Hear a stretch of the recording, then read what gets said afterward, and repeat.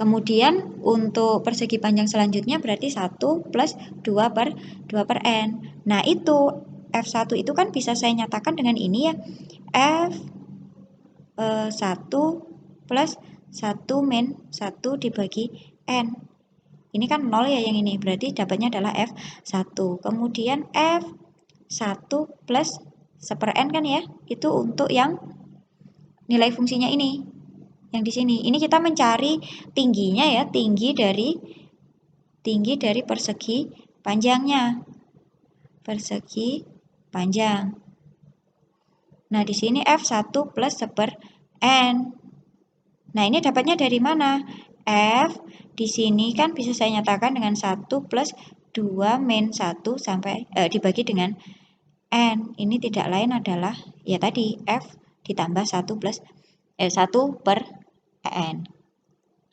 Dan seterusnya, nanti sampai dengan bentuk yang paling terakhir, ya, yang tidak lain adalah, berarti ya sampai dengan N ya, yang terakhir itu F-nya itu adalah 1 plus K min 1 per N. Nah, diingat, tadi kan kita punya di sini Y sama dengan X pangkat 3 ya, berarti saya punya Fx-nya itu adalah X pangkat 3.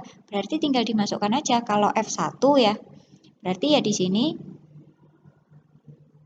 1 plus 1 min 1 per N pangkat 3 dan seterusnya.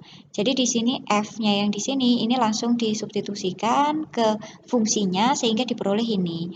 Kalau Fx-nya sama dengan X pangkat 3 ya, kalau Fx-nya itu X pangkat 3 berarti F1 plus K min 1 per N, berarti itu apa? Sama dengan ya 1 plus K min 1 per N, di sini pangkat 3, dapatnya yang ini. Kemudian 1/N ini apa? Itu adalah lebarnya. Jadi di sini disajikan dalam bentuk jumlahan ya. Untuk yang jumlahan dari atas juga sama, yang aproksimasi dari atas, kasusnya juga seperti itu. Cuman dia ngambilnya dari sebelah kanan, yang di sini ya. Ini tinggi persegi panjangnya diambil mengikuti nilai fungsi yang di sebelah kanan, sehingga bentuknya seperti ini. Oke, sekarang coba saya lanjutkan. Nah, sebelumnya tadi kan sudah kelihatan ya di sini nilai dari integralnya itu tidak lain adalah 15/4 ya.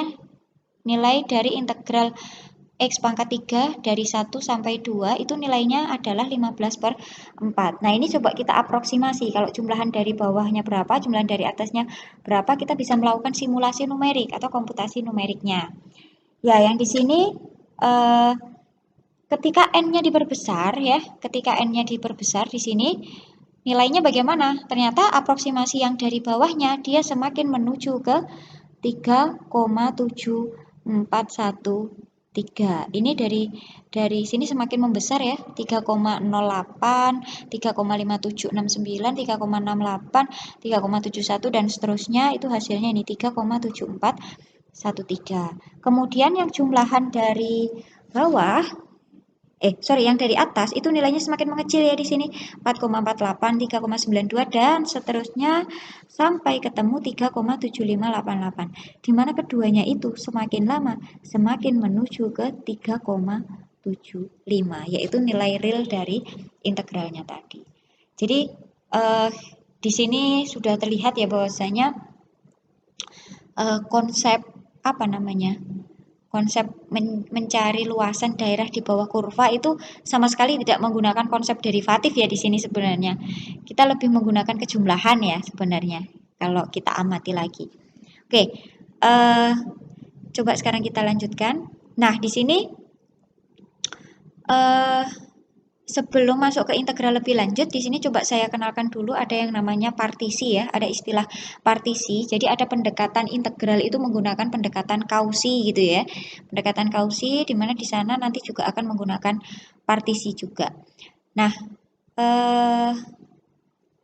apa sih yang dimaksud dengan partisi itu? Saya rasa teman-teman bisa juga menyimak yang di bukunya ya, definisi dari partisi itu sendiri. Di sini saya coba sampaikan mana yang dimaksud dengan partisi dan mana yang dimaksud yang bukan partisi. Nah, di sini 0 dan 1 ini partisi dari I. Coba diperhatikan dulu. I-nya siapa? I-nya itu adalah 0, 01 ya di sini. Nah, di sini 01 itu sendiri apakah partisi? Iya, dia adalah partisi dari I. Sebab kalau teman-teman ingat-ingat ya, yang namanya partisi itu dia berada di dalam I ya. Jadi titik-titiknya itu berada di dalam I dan dia terurut. Jadi misalkan titik itu ada X1 ya dia lebih kecil dari X2, lebih kecil dari X3. Dimana kalau seperti ini ya berarti dia kurang dari sama dengan 1. Di sini kurang lebih dari sama dengan 0. Misalkan ini sebagai contoh aja dimana dia posisinya harus terurut. Nah, di sini apa namanya 0, sepertiga, setengah, 1. Kira-kira ini partisi atau bukan?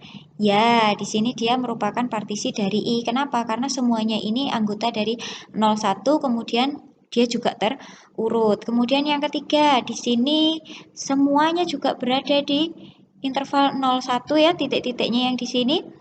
Dan kebetulan di sini lebarnya itu sama. Nah, untuk kasus yang demikian ini disebut sebagai partisi seragam. Kemudian Q1 di sini bukan partisi, kenapa? 1 tidak ada di sini, ya. 0 seperempat setengah. Satunya kemana? Padahal ujung intervalnya tadi adalah 1. Kemudian yang kelima 0 sepertiga seperempat 1. Partisi atau bukan? Bukan, karena sepertiga dengan seperempat ini tertukar. Posisinya sepertiga itu harusnya lebih dari seperempat. Berarti sepertiga harusnya di sini, seperempat harusnya di sini. Posisinya harus ditukar. Kenapa sih kita harus membahas partisi kira-kira? Ya, karena nanti kita akan menggunakan partisi itu dalam membahas jumlahan Riemann ya atau Riemann sum. Oke, nah di sini jumlahan Riemann ini nantilah yang selanjutnya akan kita gunakan ya, akan kita gunakan untuk membahas lebih lanjut mengenai konsep integral ya. Jadi jumlahan Riemann itu bentuknya seperti ini, SPF gitu ya. Itu sama dengan jumlahan dari ini F sigma, F zk kemudian dikalikan dengan XK min XK min 1. Ini adalah lebar dari subinterval ya. Di sini ini bisa saya buat sebagai delta XK sebenarnya atau XK dikurangi XK min 1 di mana K-nya berjalan dari 1 sampai N. Kemudian zk itu apa? Zk itu adalah tag ya atau label di mana zk itu pasti anggota dari XK min 1 sampai dengan XK. Ini lebih detailnya teman-teman bisa melihat di buku referensi ya. Pengambilan zika-nya seperti apa? Bebas, sembarang ya. Jadi kalau kita mau menghitung jumlahan Riemann itu kira-kira nanti yang menjadi tinggi dari persegi panjangnya itu mengikuti label yang kita ambil tadi. Zika-nya diambil di mana? Kalau zika-nya di sini berarti kan nilai fungsinya di sini ya. F zika-nya berarti ya tingginya segini. Segini. Kemudian kalau zikanya diambilnya di sini, berarti bukan di puncaknya. Ya nggak apa-apa, berarti perseginya di sini. Tinggi persegi panjangnya sampai dengan sini. Begitu seterusnya untuk kasus yang ketiga juga sama. Jadi menyesuaikan zika yang diambil. Nah, SPF ini yang selanjutnya digunakan ya. Yang selanjutnya kita manfaatkan untuk menghitung atau membahas lebih lanjut mengenai integral ya. Oke, saya rasa itu pengantar saja sih untuk untuk materi perkuliahan kita di pertemuan ke-8. Saya tidak menyampaikan secara detail, saya hanya menyampaikan mungkin beberapa poin yang perlu saya tegaskan saja dari buku referensi. Oke, saya rasa itu. Terima kasih atas perhatian teman-teman.